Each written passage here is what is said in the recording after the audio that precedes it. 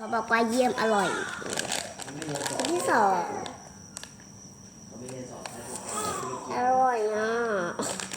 ไม่ได้กินเราก็ไปถ่ายรีวิวเนาะไปถ่ายรีวิว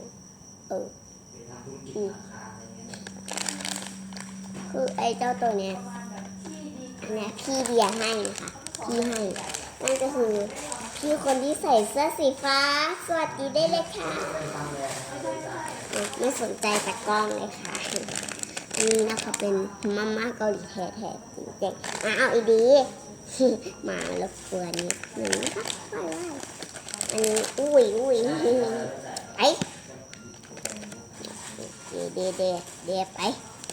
นี่นะคะอุ้ยไปนี่เป็นมาม่าเกาหลีแท้นะคะอันนี้อร่อยเผ็ด10 กิโล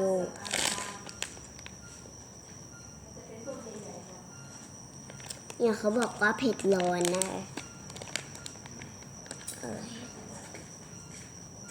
คาราเมล